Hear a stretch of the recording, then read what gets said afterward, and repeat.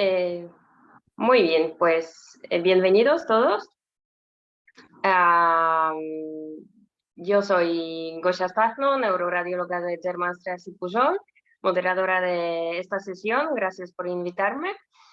Eh, Antes de empezar, recordar solo que si los asistentes tienen alguna pregunta, duda o comentario, que lo pueden hacer a través del chat o en la pestaña de preguntas-respuestas. La sesión de hoy va a ser sobre las diferentes técnicas de neuromodulación disponibles hoy en día y la va a presentar doctor Raúl Martínez Fernández, que es especialista en neurología con doctorado en ciencias médicas por Universidad San Pablo de Madrid, que tiene muchísima experiencia clínica en trastornos de movimiento y en neuroestimulación. Actualmente trabaja en Hospital Puerta del Sur, en Móstoles, Madrid, y es coordinador del programa de ultrasonidos focalizados. Es un placer tenerte aquí, Raúl, y cuando quieras, bienvenido. Vale, bueno, muchas gracias por la introducción. Voy a ir compartiendo y desde luego muchas gracias por la invitación al doctor Pedraza, porque ya es la tercera vez, yo creo que lo hago, y nada, es un placer y que siga teniendo confianza en mí como presentador. Yo os voy a hablar de avances en neuromodulación terapéutica, un poco centrada en trastorno del movimiento, como ha dicho Gosia, pues es mi especialidad. Y os voy a intentar aportar el espectro general. Esto es muy amplio el tema, entonces en 30 minutos lo que voy a intentar hacer es un espectro general de qué técnicas tenemos para poder realizar esta neuromodulación. Para empezar, en primer lugar, y me avisáis si no avanzan las diapos, por favor, en primer lugar hay que definir qué es la neuromodulación, porque es un concepto que no tenemos del todo específicamente definido. Por ejemplo, si yo introduzco neuronas dopaminérgicas mediante una punción en el estriado y estas neuronas se implantan en ese estriado en un paciente con enfermedad de Parkinson y empiezan a generar dopamina, eso va a cambiar el funcionamiento del cerebro a nivel biológico y a nivel funcional. ¿Eso sería considerado neuromodulación? Pues probablemente con los parámetros actuales no. Pero en el fondo estamos neuromodulando en algún modo, aunque sea de manera retardada. Por tanto, intentemos encontrar una definición de neuromodulación que no existe en la Real Academia Española, que es muy socorrido lo de ir a la RAE. No existe, pero sí que existe una de modular. Y modular consistiría en variar el valor de la amplitud, frecuencia o fase de una onda en función de una señal. Yo, por lo tanto, he intentado hacer una definición instrumental de lo que podríamos considerar neuromodulación para esta charla, y yo la veo como cualquier impacto que hagamos en el cerebro que tenga un efecto que nosotros podamos medir, sea a nivel con un biomarcador, neuroimagen, electrofisiología, o sea por un cambio clínico o por un cambio clínico evidente. Esto sería lo que podríamos considerar una definición instrumental de neuromodulación. Tenemos bastantes técnicas de neuromodulación, como decía, y hay un rango desde la no invasividad o mínima invasividad, en la cual hay alguna otra, pero fundamentalmente estas: la estimulación magnética transcraneal, el campo magnético estable, que es el casco este que veis aquí a la izquierda, el ultrasonido focal y la estimulación eléctrica directa. Y luego tenemos en el otro extremo las técnicas invasivas. Las técnicas invasivas son la estimulación cerebral profunda y la lesión de lesiones mediante cirugía, que esto es algo que en realidad se lleva haciendo décadas. Entre medio, pues surge la tecnología de la que estábamos hablando, el ultrasonido focal de alta intensidad en este caso, y también el Gamma Knife, que es una técnica que tiene algunos años más y que se basa en hacer lesiones con radiaciones ionizantes. Entonces, voy a empezar por las técnicas de neuromodulación no invasiva, que esencialmente se definen de esta manera. Esto es como un campo dentro de la neuromodulación. La neuromodulación no invasiva son un conjunto de técnicas que pueden pasar a través del cráneo sin necesidad de introducir nada dentro del cerebro y que van a modificar la excitabilidad o modular la excitabilidad del cerebro. Tenemos, lo que os decía, tenemos varias. Empezaré por el TMS, que probablemente muchos de vosotros conocéis o incluso habéis utilizado, la estimulación magnética transcraneal. Esta técnica consiste, bueno, veis aquí un coil, una antena, una bobina, y está basada en el fenómeno de inducción electromagnética. Es decir, tenemos como un hilo aquí de cobre, dentro del hilo de cobre hay un anillo de hierro, y el principio de esta inducción electromagnética nos dice que si hacemos pasar una corriente por este hilo, se acaba generando un campo magnético derivado de esta corriente que circula a través del anillo. En realidad, no se conoce muy bien el mecanismo de la estimulación magnética. Se cree que está relacionado con la modificación de la actividad de las interneuronas corticales, ¿de acuerdo? Pero físicamente lo que realizaría es, tenemos el coil, como decía, la bobina, por aquí pasa circularmente el campo eléctrico, y eso genera un campo magnético perpendicular que penetra, digamos, en el cráneo, que a su vez genera modificaciones eléctricas a nivel cortical, ¿de acuerdo? Entonces, el campo es magnético, pero los cambios dentro del cerebro serían eléctricos. No suele penetrar más allá del córtex porque el córtex absorbe la mayoría de esa energía, tiene unas impedancias muy altas. Y la estimulación magnética transcraneal la podemos utilizar en diferentes modalidades. Una sería pulso único, es decir, nosotros ponemos la bobina, estimulamos el córtex motor y podemos registrar qué pasa en un músculo distante, es decir, cómo se transmite ese estímulo, que es de milisegundos, cómo se transmite a través, pues, de todo el circuito motor, de la vía piramidal, y llega a realizar un potencial de acción evocado. ¿Qué nos permite esto? Esto no sería tanto una técnica en neuromodulación, sino una técnica exploratoria. Nos permite saber cómo está la integridad de la vía piramidal. Y esto es una cosa que se utiliza muchísimo. Por ejemplo, para ver si tienes una lesión desmielinizante en la médula o bueno, una lesión física, es decir, un problema medular, de compresión medular, podemos utilizar esto para ver si por alguna razón tenemos alguna enfermedad relacionada con la vía piramidal que hace que esta amplitud sea más baja o esté retardada, ¿no? O sea, es una técnica que nos permite explorar la integridad de esa vía. También tenemos el uso en pulsos apareados. Esto consiste en dar dos pulsos, diferentes intervalos, no voy a profundizar porque hay muchas modalidades, diferentes intervalos, y digamos que un pulso modifica al otro, y en función de cómo tengas tú la actividad en áreas corticales, lo modifica de una manera o lo modifica de otra. Por ejemplo, nosotros utilizamos estos pulsos apareados para definir lo que es la falta de inhibición cortical motora en la enfermedad de Parkinson. Sabemos que en la enfermedad de Parkinson, debido a la falta de dopamina, hay una serie de cambios en los ganglios basales. Y uno de ellos es que la actividad en los ganglios basales, en el circuito motor, está disinhibida, es decir, está aumentada. Mediante el TMS, pudimos, este es un trabajo hecho por nuestro equipo, pudimos definir que el córtex motor de los pacientes con Parkinson tiene un exceso de actividad. Además, y esto probablemente es lo más relevante del estudio, ese exceso de actividad antecede a la presentación de los signos motores, es decir, comparábamos un hemisferio, la enfermedad de Parkinson empieza de manera asimétrica, pues el hemisferio correspondiente, digamos, a la clínica, ¿no? al lado del cuerpo que está afectado, tenía esa desinhibición. Pero el hemisferio que todavía seguía sintomático en pacientes muy precoces también tenía esa desinhibición. Por lo tanto, esto nos aporta un biomarcador para diagnosticar, incluso para seguir la enfermedad, ya que se manifiesta antes de los signos motores. Otra modalidad en la cual podemos utilizar la TMS, y aquí ya entramos en la neuromodulación, es la estimulación repetitiva. Es decir, damos una serie de pulsos y eso sí que modifica la actividad neuronal. El mecanismo, otra vez, no es ampliamente conocido, no es profundamente conocido, pero se creería que modifica lo que es la eficacia sináptica, que es un equivalente a lo que ya conceptos que probablemente conocéis mejor, que son el long-term potentiation o long-term depression. En función de la frecuencia en la que demos estos pulsos, podemos o disminuir lo que es la actividad neuronal o aumentarla, y eso sería un equivalente. No es exactamente lo mismo, porque estos conceptos, el ETP y el ETD, están basados en el comportamiento y en animales y tal, pero como idea sería algo así. Y aquí sí que entramos en neuromodulación, ya que mediante estos pulsos continuados estamos modificando lo que es la actividad neuronal de las áreas en las que lo aplicamos.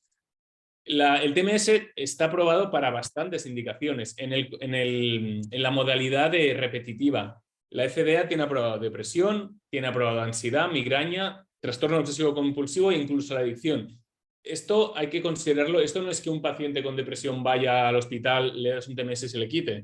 Esto es complementario a los tratamientos actuales, sean farmacológicos, de terapia o lo que sea.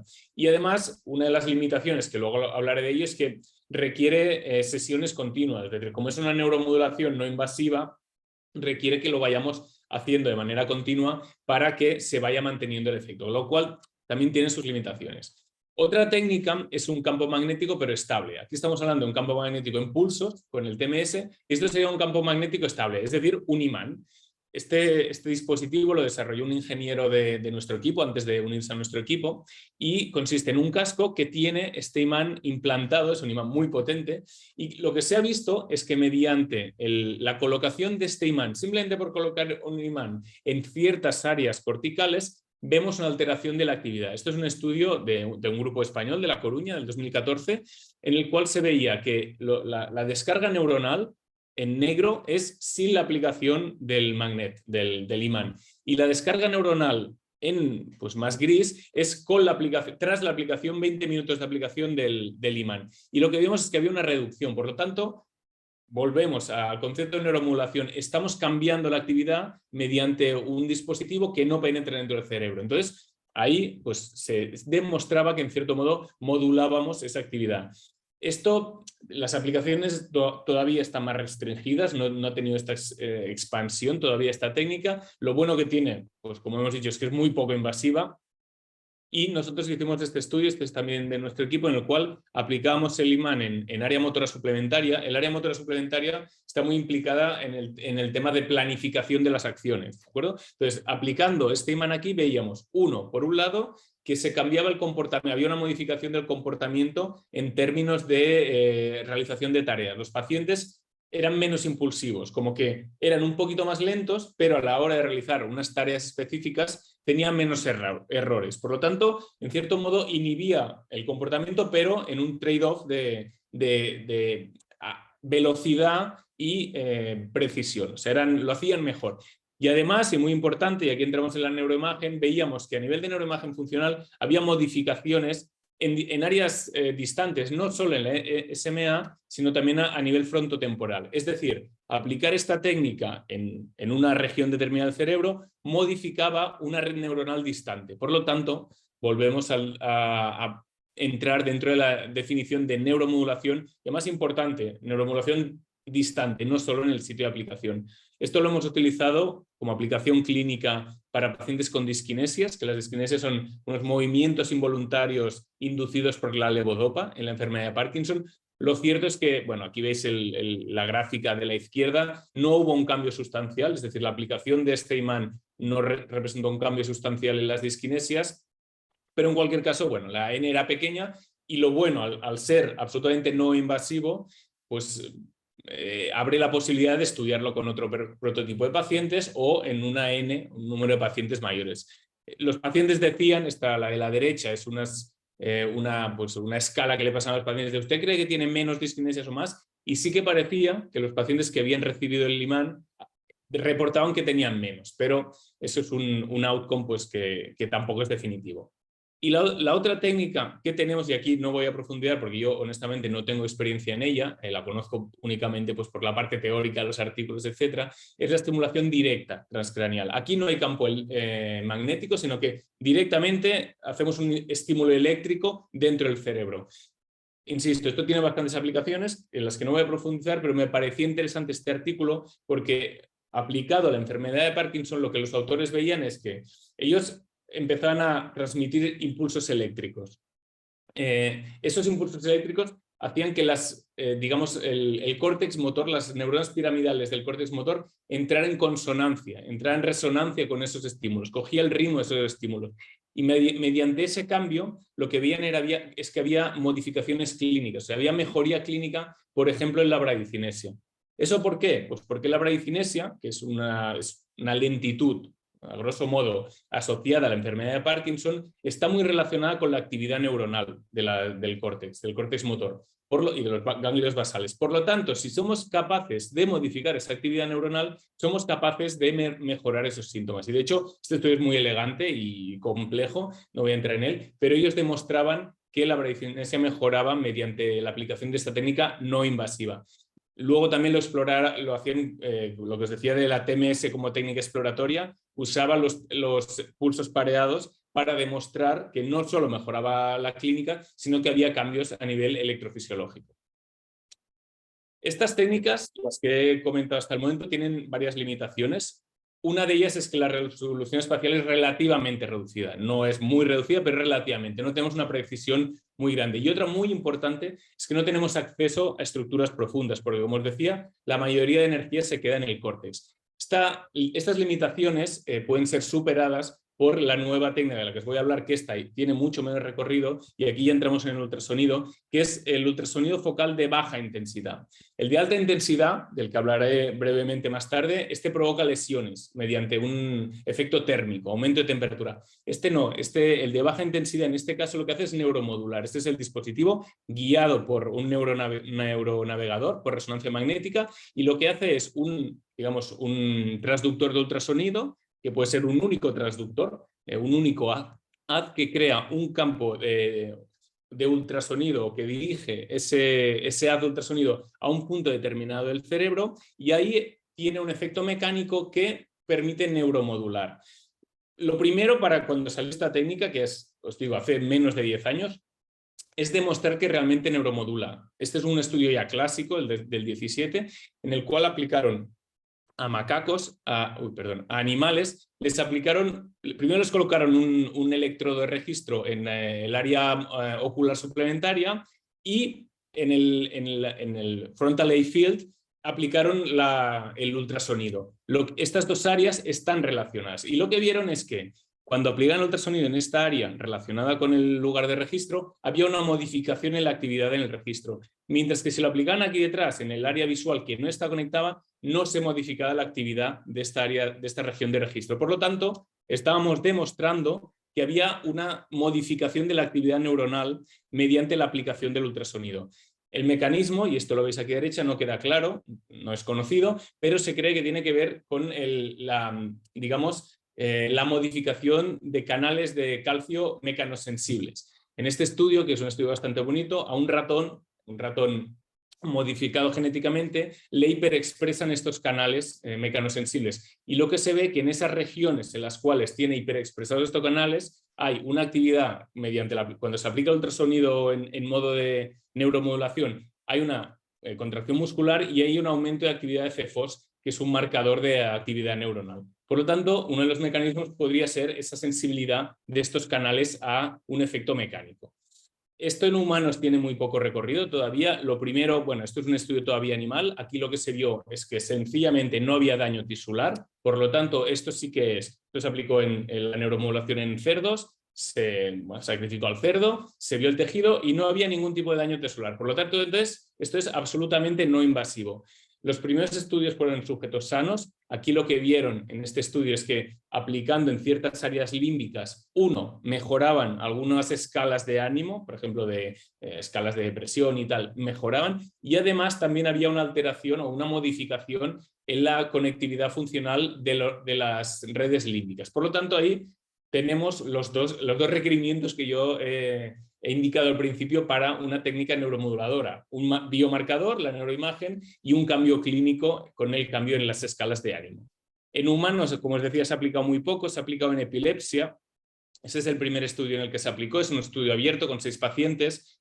Aquí veis cómo el paciente se le rapa, no es imprescindible raparlo completamente con esta técnica, se le pone el transductor y se realiza la neuromodulación en áreas determinadas. En este estudio esencialmente iban sobre el foco de origen del epileptógeno, y los resultados con 6 pacientes son un poco irregulares o heterogéneos. Algunos mejoran, otros no mejoran clínicamente o electroencefalográficamente, pero sí que había una modificación. Esto probablemente tenemos que conocerlo mejor para saber cómo aplicarlo, en qué pacientes aplicarlo. Como decía el doctor Rumià, es muy importante la selección del paciente, pero en cualquier caso aquí todavía estamos al principio.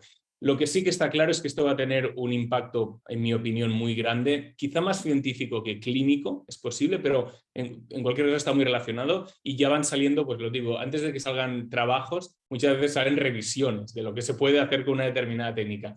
En psiquiatría es una técnica excelente porque puedes llegar a casi cualquier lugar del cerebro, modificar las áreas límbicas de manera no invasiva, lo cual en psiquiatría es muy importante por varios motivos, tanto clínicos como incluso de, no diría éticos, pero de apreciación por parte de la comunidad y de la sociedad. Y en neurología, pues lo mismo. En neurología se nos ocurren pues muchísimas aplicaciones, tanto a nivel clínico como a nivel de investigación. Una pregunta fundamental es por qué aplicamos estas técnicas de neuromodulación en los trastornos del movimiento. ¿En qué se fundamenta eso, el hecho de que sea terapéutico? Pues los trastornos del movimiento y también, en realidad, las alteraciones psiquiátricas son circuitopatías. En el caso de los trastornos del movimiento, de los ganglios basales. Esto es muy bien conocido. Los cambios pues, en enfermedad de Parkinson derivados de la dopamina generan una alteración en este circuito de los ganglios basales, que incluyen pues, todos estos núcleos que veis aquí.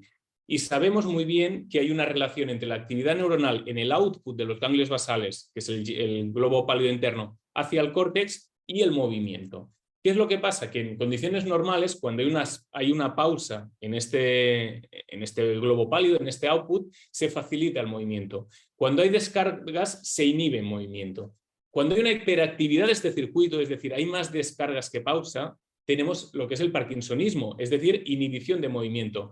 Cuando hay hipoactividad, tenemos un exceso de movimiento. ¿En qué consiste? ¿Cuál es el mecanismo subyacente? Pongámonos en la enfermedad de Parkinson, pero aplica un poco a todo. ¿Cuál es el mecanismo subyacente a aplicar estas técnicas en los ganglios basales? Pues que eliminamos esta hiperactividad anómala y, por tanto, eliminamos el parkinsonismo. Es decir, volvemos la actividad cerebral a un estado, digamos, más fisiológico. Estas técnicas, como os decía, tienen una limitación fundamental y es que el efecto es transitorio, porque la aplicamos y al cabo de un tiempo el cerebro vuelve a su actividad, digamos, de fondo, ¿no? Eso no ocurre con las técnicas invasivas. Si os voy a hablar a nivel de invasivas únicamente de la estimulación cerebral profunda. Casi todos conoceréis, pero muy brevemente, para los que no estéis familiarizados, la estimulación es una especie de marcapasos cerebral, se coloca un electrodo, como veis aquí, la punta del electrodo está en el núcleo diana, se conecta a una batería que va subcutánea, desde fuera controlamos una serie de parámetros de estimulación, creamos un campo eléctrico en lo que es el tip, en la diana a la que queremos, y ese campo eléctrico modifica la actividad. La estimulación, lo ha dicho el doctor Rumi al principio, es una técnica muy segura, cada vez más segura, muy eficaz en muchas técnicas, en muchas enfermedades. Enfermedad de Parkinson, tenemos varios estudios randomizados, el primero en 2006, demostrando que es eficaz. En síndrome de la Tourette, que es otra alteración también del trastorno del movimiento, por tanto, de los ganglios basales, y en la distonía. Tenemos muchísima evidencia de que es una técnica segura. ¿Cómo funciona?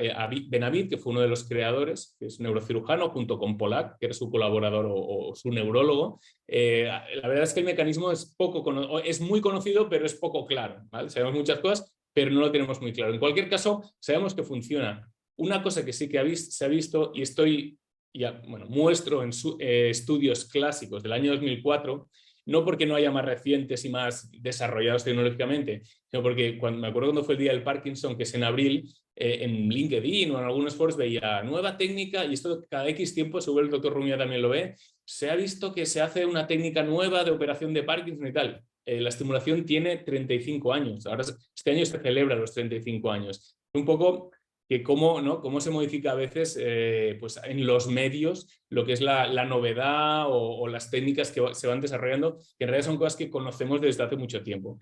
Bueno, en cualquier caso, aquí en este estudio, un clásico, lo que se veía es que con PET de perfusión, lo que veíamos es que la aplicación de la estimulación cerebral profunda reducía la hiperactividad, de la cual hemos venido hablando ya, en las áreas motoras. Es decir, una estimulación encendida reducía la hiperactividad relacionada con la enfermedad de Parkinson. Y eso es el mecanismo, teóricamente, que subyace a la mejoría de los síntomas.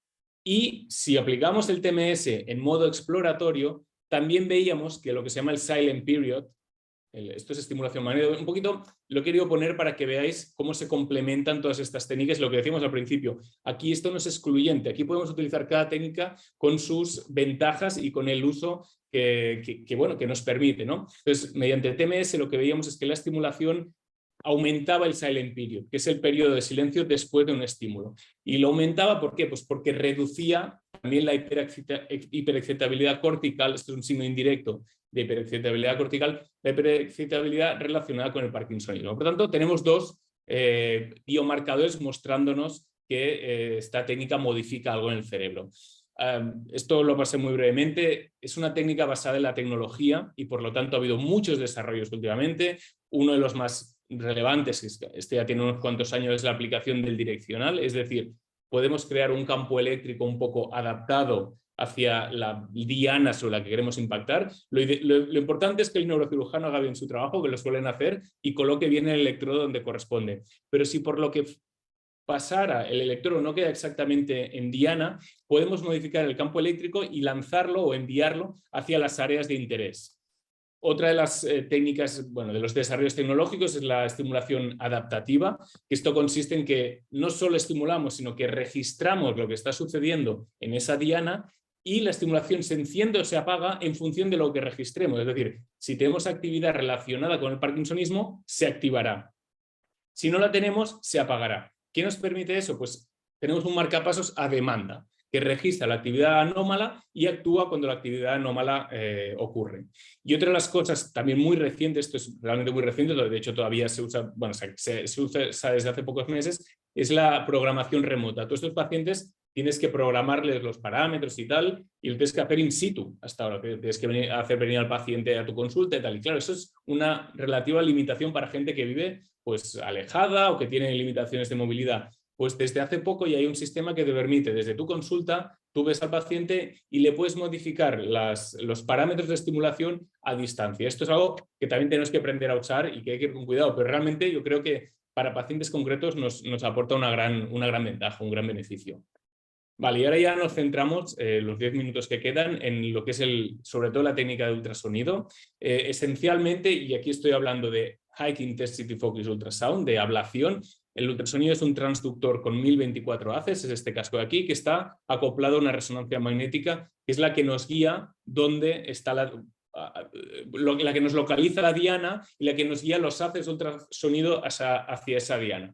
El procedimiento, para los que no lo hayáis visto, es el paciente hay que raparle al 100%, o sea, raparle el todo para evitar que el pelo interfiera en los haces de ultrasonido. Se le coloca el marco estereotáxico, una membrana, se coloca pegado, como veis, al transductor y desde la consola podemos lanzar esos 1024 haces hacia la diana.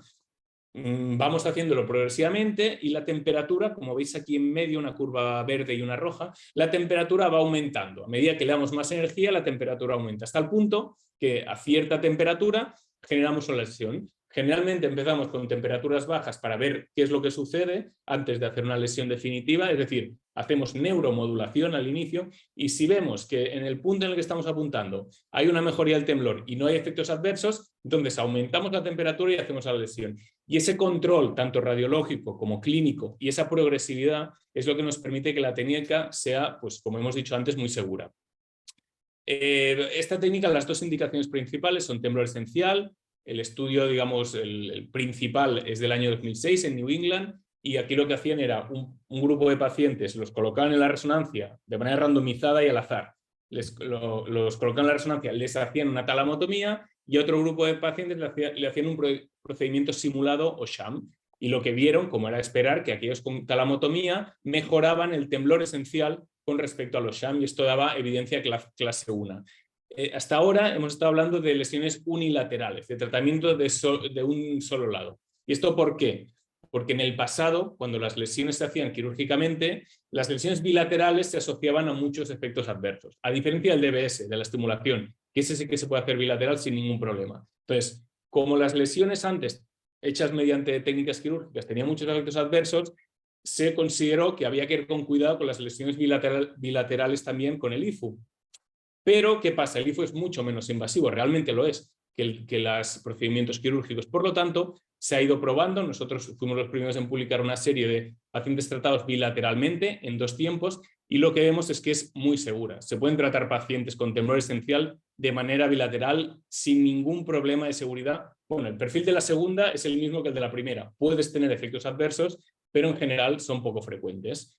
Y también se ha aplicado a la enfermedad de Parkinson. Aquí hay varios estudios, este es uno que también hicimos nosotros, junto con el Hospital de Virginia, en el cual aplicábamos el IFU en una diana en el núcleo subtalámico. ¿Por qué?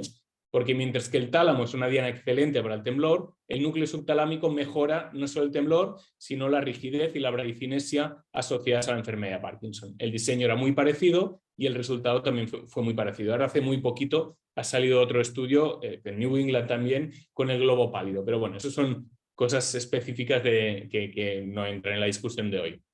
Vale. Biomarcadores. ¿Cómo podemos demostrar que hay un cambio biológico? Bueno, pues tenemos las técnicas de neuroimagen. Aquí, este es un estudio en el cual se realizaban talamotomías y luego se veía en pacientes con temblor esencial qué sucedía con lo que es el haz cerebelo-tálamo cortical, que es el que está subyacendo, el que subyace a la aparición del temblor. Pues la modificación mediante, esto es con tractografía, obviamente, la modificación en la microestructura de este haz cerebelo-tálamo cortical se relacionaba con la mejoría del temblor. A mayor impacto, más mejoría del temblor. También se pueden utilizar las técnicas de neuroimagen funcional. Este es un estudio en el que hacen una talamotomía en enfermedad de Parkinson y ven los cambios funcionales. Y hay una modificación en la red motora, en la red funcional motora a nivel de los ganglios basales tras la talamotomía. Esa modificación funcional se correlaciona también con los cambios en el temblor parkinsoniano. Y este es un estudio que hicimos en los pacientes a los que le hicimos subtalamotomía. Es un PET de CDG.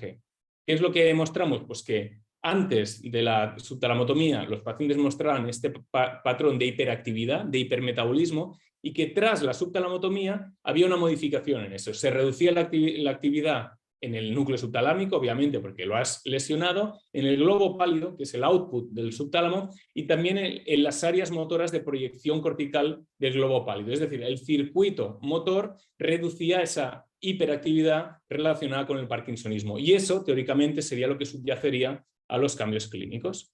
Vale, y ya estas las 2 últimas diapos. Hemos estado hablando de High Intensity Focused Ultrasound, ahora para lesión, previamente Low Intensity para neuromodulación, y otra aplicación del Low Intensity Focused Ultrasound es lo que se llama la apertura de la barrera hematoencefálica. ¿En qué consiste esto? Bueno, sabéis lo que es la barrera hematoencefálica, que separa el cerebro del flujo sanguíneo, es una barrera protectora. Pues se ha visto que mediante el ultrasonido focal tú administras un contraste, que son microburbujas, aplicas el ultrasonido focal en un área de interés, estas microburbujas vibran y esto hace una apertura transitoria y focal en el punto de sonicación, en el punto donde se ha aplicado la energía, de la barrera hematoencefálica. ¿Qué nos permite esto? Bueno, esto viene del Alzheimer. La primera vez que lo aplicaron fue en modelos de ratón de Alzheimer, y lo que vieron es que simplemente con esa aplicación y esa apertura de barrera hematoencefálica había una eliminación de betamiloide. O sea, la carga de betamiloide se reducía en estas áreas. No sabemos, bueno, esto sería también otra discusión, pero ¿qué nos puede dar esa disminución de betamiloide? Porque tendríamos que ver el rol del betamiloide, pero en cualquier caso, ese cambio sí que sucedía. Guiado por estos resultados, se aplicó en humanos, estos son estudios abiertos, fase 1 de seguridad, en Alzheimer, se aplicó también en ELA, en esclerosis lateral amiotrófica, para ver sencillamente si podíamos abrir la barrera en humanos de manera segura. Este es un estudio de nuestro equipo que se aplicó en la enfermedad de Parkinson, pero aquí el tema es que no solo tienes que aplicar esto para abrir la barrera por sí. La oportunidad que nos da abrir la barrera hematoencefálica es una puerta de entrada para que podamos administrar moléculas, es decir, moléculas que en condiciones normales no entrarían en el cerebro, podemos permitir que entren. Y en el contexto de neurodegeneración, en este caso de enfermedad de Parkinson, lo que haríamos es, como hacemos en este estudio, abrir la barrera hematoencefálica en las áreas relacionadas con el proceso neurodegenerativo, como el estriado, para poder liberar algo. En este caso es un estudio con humanos en el que todavía no se libera nada, pero se demuestra que la apertura de la barrera, aquí podéis ver cómo va modificándose, es segura y desaparece a los pocos días. Y este estudio es uno que salió hace muy poquito, hace un mes aproximadamente, y este es un estudio con macacos, en el cual no solo se abría la barrera, sino que se aplicaba terapia génica y lo que veíamos es que penetraba a través de esa barrera, penetraba una tinción, proteína verde fluorescente que se quedaba implantada en el cerebro. Por lo tanto, esto es todo un poco el recorrido que habría que hacer en esto. Es seguro abrirla, la podemos abrir en áreas relacionadas con la neurodegeneración y además realmente se demuestra que nos permite hacer penetrar moléculas que en otras condiciones no lo conseguirían. Esto se está aplicando, y no tengo diapos al respecto, con oncología. Es decir, abren la barrera en los bordes de los gliomas, por ejemplo, y aplican el quimioterápico intravenosamente, no, o sea, es por sangre. Y ese quimioterápico aumenta la penetrancia y teóricamente debería aumentar su efecto sobre el tumor. Las conclusiones de la charla, y un poco centradas en los trastornos del movimiento, como os decía, que subyacen a una alteración de las redes neuronales. Tenemos muchas técnicas de neuromodulación complementarias y que podrían tener todas potencial terapéutico y también exploratorio. Y bueno, una de las cosas que si queréis lo discutimos, si queréis otro día, es que cómo definiríamos la neuromodulación, porque eso puede ser también debatible. Muchas gracias por la atención y bueno, todas las preguntas que tengáis. Gracias. Muy bien, muchas gracias Raúl por estupenda presentación. Muy completa, muy visual y súper bien explicada. Han aparecido algunas preguntas. Yo quería preguntar porque has mencionado efectos adversos de neuromodulación, pero no has dicho cuáles son, así que ¿cuáles podrían ser? Mira, de la neuromodulación no invasiva, sensación de malestar, sensaciones para El tema es que depende de la diana. Es decir, el lugar donde estés localizado define un poco los efectos secundarios que vas a tener, porque define sobre qué estructuras estás impactando. Por ejemplo, en el tálamo, pues detrás tienes el hemisférico que está relacionado con la sensibilidad. Si tu lesión o tu impacto con neuromodulación se está yendo un poco posterior, podrás tener alteraciones sensitivas. Si es neuromodulación, se te quitarán con seguridad. Si estás haciendo una lesión, probablemente se te quitarán, pero te pueden permanecer. Pues si estás demasiado lateral, sea en el tálamo o en el núcleo subtalámico, puedes impactar en la cápsula y puedes tener pues, debilidad muscular. Lo mismo, si haces una lesión, puede quedar permanente. Entonces, el perfil de efectos secundarios depende un poco de la diana. El tipo, no tanto la frecuencia, pero sí el tipo de efectos secundarios. Y esto es lo mismo, esto lo sabemos muy bien por la estimulación cerebral profunda, ¿vale? Porque esos son localizables. La estimulación, otra vez, como tú enciendes o apagas, eso es reversible. Si tú tienes efecto capsular, apagas o te vas medial y eso desaparece, ¿no? Pero por no entrar en el detalle tal, decir esto, que depende de la diana. Vale. ¿Y en tu experiencia los efectos adversos son frecuentes, poco frecuentes? ¿Cómo va el tema? Con lesión, con ablación son frecuentes, casi, lo decía antes, casi todos los pacientes se van con efectos adversos, pero también casi todos esos efectos adversos son leves, en el momento de mayor gravedad son leves y transitorios, o sea, se suelen desaparecer casi por completo. Insisto, para mí es una técnica de ablación muy segura. A la larga, pues tenemos pacientes que han tenido efectos adversos, sin duda, y de hecho hay que mejorarlo, eso, no lo dudo. Pero en general son, no sé si Jordi tendrá la misma experiencia, pero en general son leves y transitorios. ¿Y tú crees que PET-RM, por ejemplo, puede aportar algo en técnicas de neuromodulación? Sí, totalmente. De hecho, el PET nos permite, nos permite tener un biomarcador, depende del trazador que utilices, ¿no? Pero nos permite tener un biomarcador de actividad.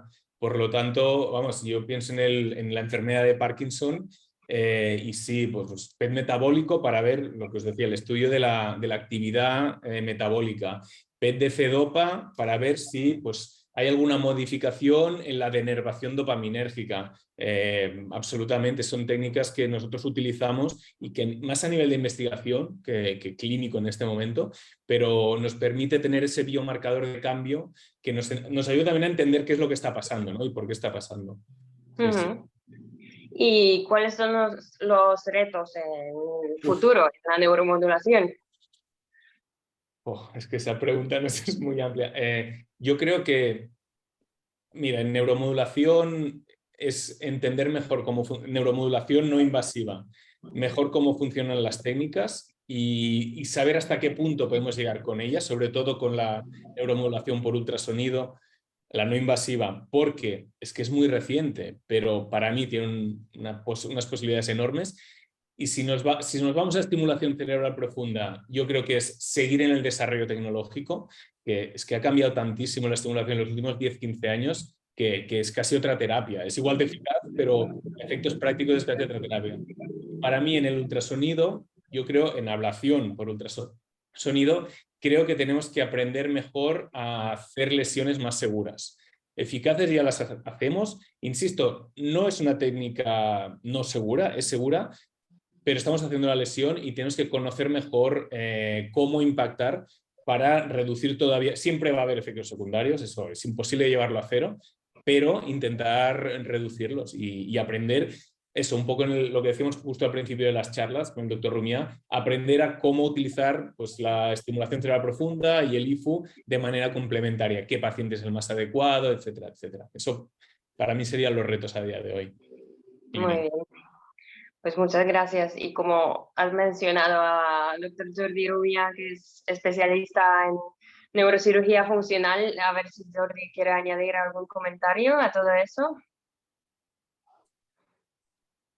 Pues más que nada agradecer tanto a los organizadores como al doctor Martínez la magnífica charla. Bueno, la verdad es que nos tiene muy bien acostumbrados porque te vas de los circuitos de los ganglios basales de los modelos más clásicos y reconocidos y de los artículos de hace 20 años a la actualidad con esta soltura.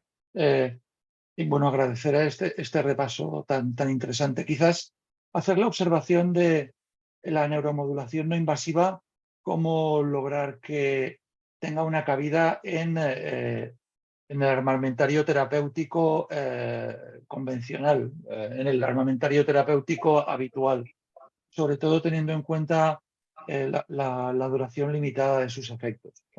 Lo de la ablación mediante, no digo que esté superado, porque acabas de insistir que tenemos que mejorar mucho todavía en este campo, pero me gustaría saber si podemos utilizar la neuromodulación no invasiva de una manera más habitual y prolongar sus efectos.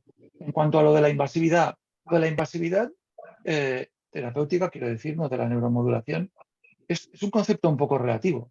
El otro día discutía con los colegas de psiquiatría que es más agresivo, si la terapia electroconvulsiva o dar neurotransmisores de manera indiscriminada a todo el organismo o afectar una población de 30.000 neuronas bien localizadas.